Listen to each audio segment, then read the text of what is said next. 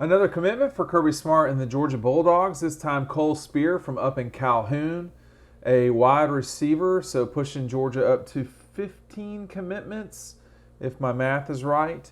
On this deal, when you get a guy that is the size of Cole Speer, which is about 6 feet, claiming 6 feet and about 180 pounds, that person is getting recruited to do a very specific thing. They're not going to be a traditional wide receiver, which is what Speer is. They're going to be a receiver that's going to do very specific things. And when you watch him play, you can tell that he has very good speed for sure.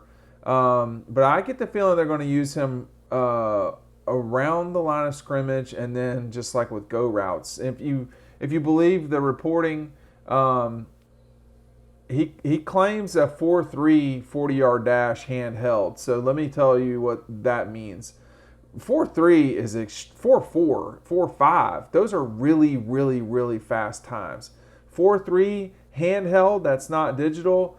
That just means that that's a pretty a gracious 4.3, I guess you could say. But you watch him play, he can run. I mean, he's fast for sure. 1,151 yards on 59 catches. That's 19 and a half yards a catch. And when you see what they do with him in Calhoun, it's not abnormal for him to catch the ball near the line of scrimmage and then get 10 or 15 yards.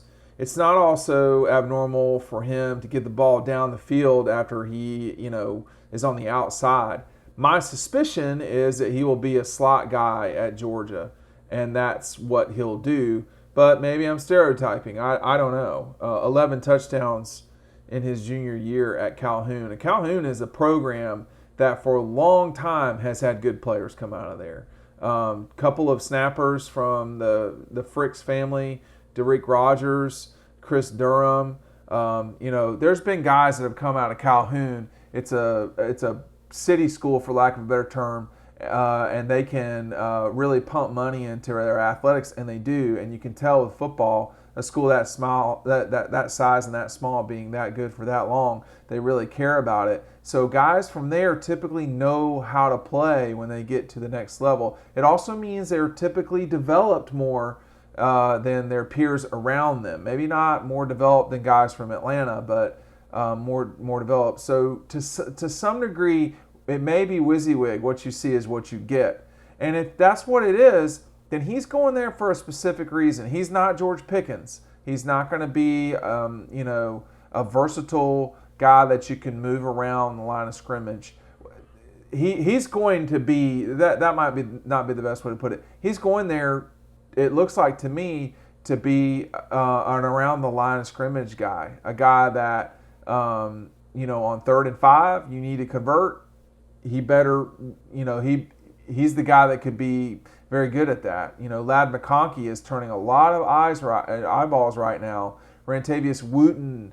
These are the kind of guys that you think about immediately, which are not real tall guys, but they're fast.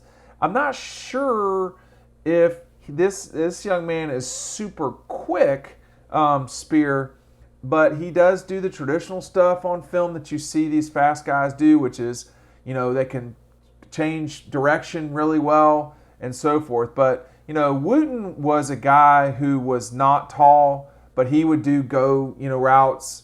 I don't know. I think that whenever you're getting someone who is not a traditional looking receiver in terms of height, that's one thing that you say, well, what is this person going to do?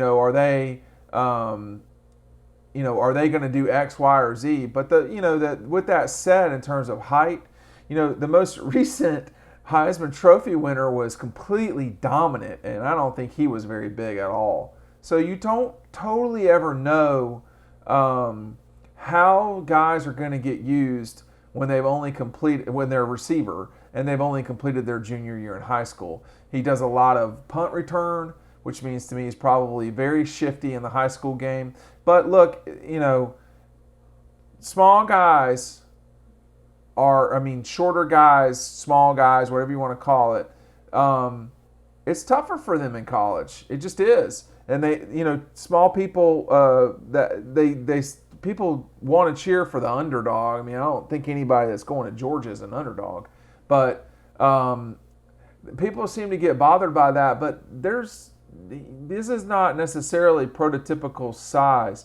But he's got another year. Usually, guys, when they say they're 6 feet tall, that means they're not 6 feet tall. That's what 20 years of experience has taught me.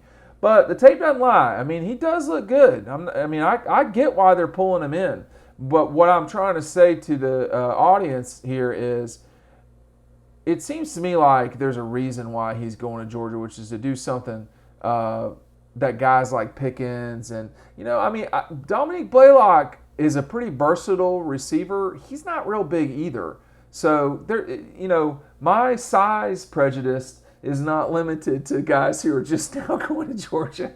I love size. I think you always want it, but you have to appreciate someone that's claiming that they're running a 4.3 and you watch them play and they're fast. I don't know what his speed is, but he's fast. And that's probably what's gotten him a real big shot here at Georgia. And look, once you're on campus, it doesn't matter what I say and it doesn't matter what your ranking is. This guy's a 3-star prospect. It just matters what you do.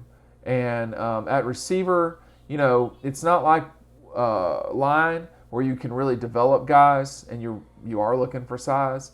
This is, this is a take at Georgia to do something that they don't have. Or maybe that they had with someone like, Rantavius Wooten comes to mind, but I know there have been other guys who have been, not ideal size.